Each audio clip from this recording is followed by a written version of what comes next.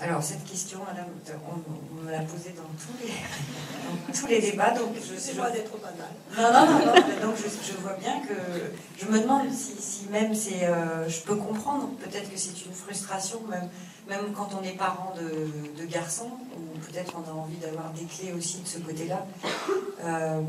Mais alors, moi j'ai jamais eu il n'y a même pas eu de choix en fait. Pour moi c'était les filles dès le départ qui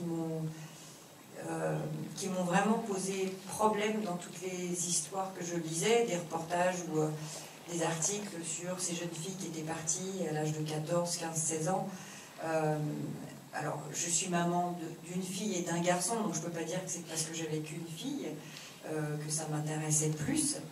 Mais c'est vrai que les garçons, d'abord, j'avais l'impression qu'on en parlait plus. Les filles, dès le départ, ça m'a...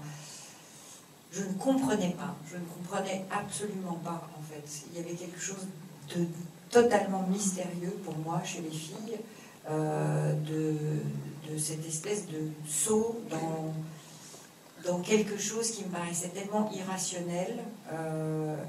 Alors, vous parlez de sensibilité, je pense que oui, parce que j'ai été une adolescente, et parce que je me souviens de l'adolescente que j'étais. Peut-être que c'est ça aussi qui m'intriguait encore plus fort, parce que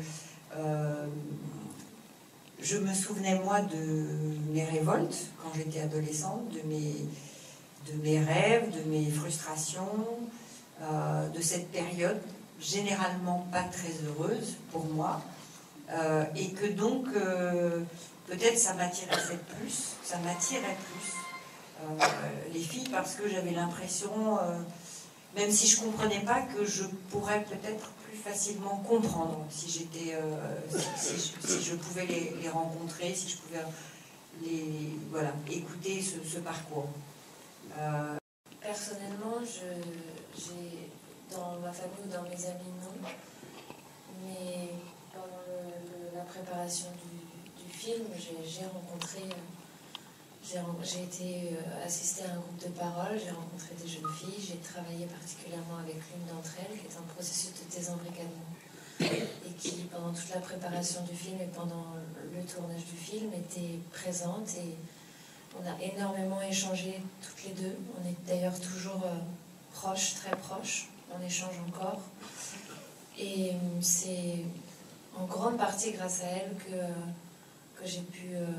construire ce personnage, parce qu'elle m'a transmis énormément, et j'ai trouvé ça très, très important et très, très courageux de sa part de se livrer en tant que repentie. Les repentis sont très importants pour aider aux jeunes filles embrigadées de s'en sortir, et aussi de nous aider. Je trouve ça bien, parce que ça nous permet d'être plus proches de la vérité.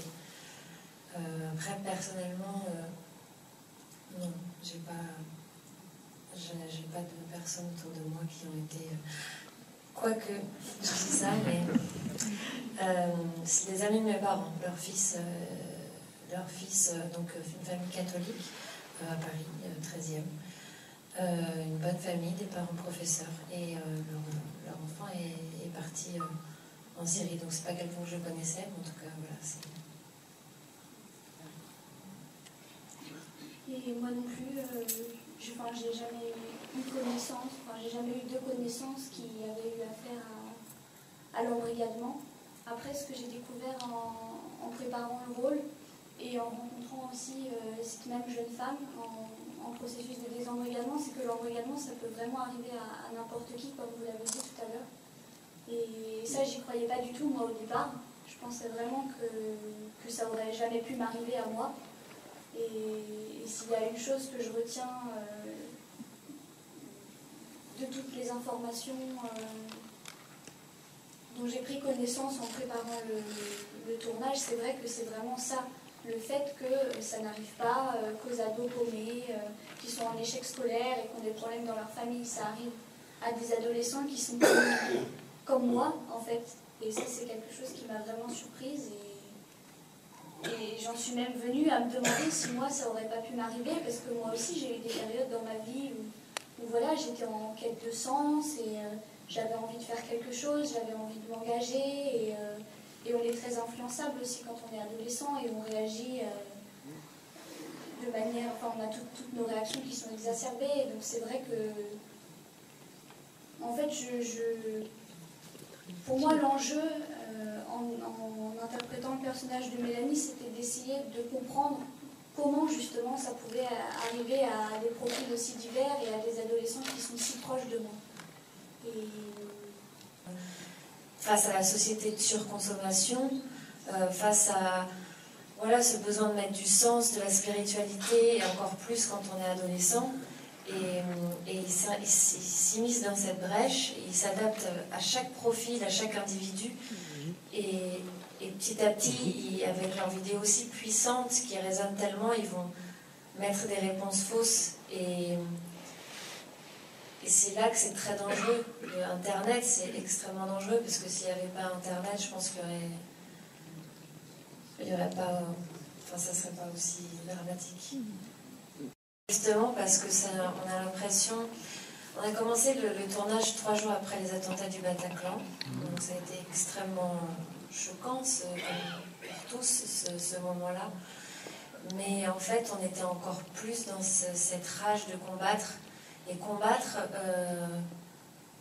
pour moi, c'est la meilleure manière de combattre la peur. Et ce qui se passe, c'est d'essayer de comprendre, d'être dans l'action, parce qu'on subit beaucoup de choses. Et donc le fait d'être dans cette action et d'être tous très unis, parce qu'on a été tous extrêmement unis sur le tournage, on savait pourquoi on était là.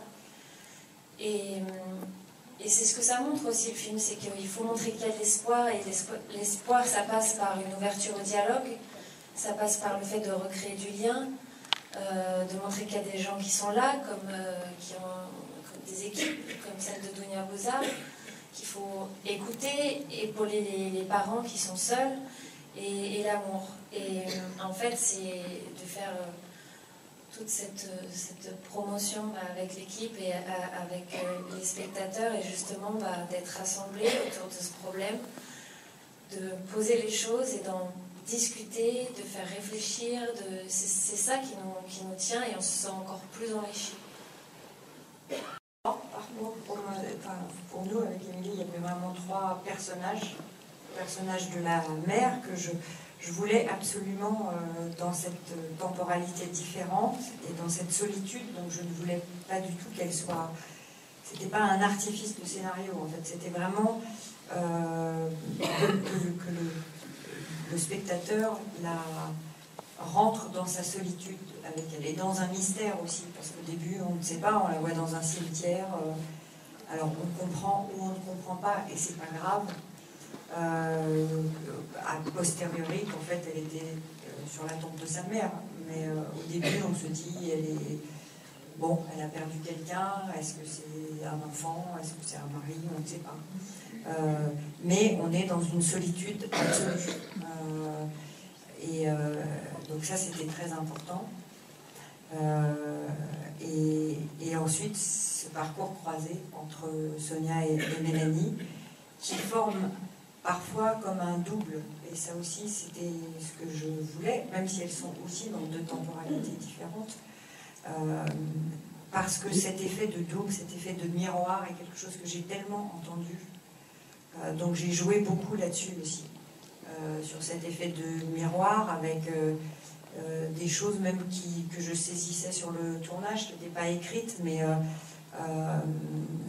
parce qu'un jour il pleuvait, qu'il y avait de la buée, donc je jouais sur les deux, avec mes 2 personnages, sur des choses qui les reliaient, sur l'effet de miroir entre Sonia et sa petite sœur, quand elle remet le gilbab.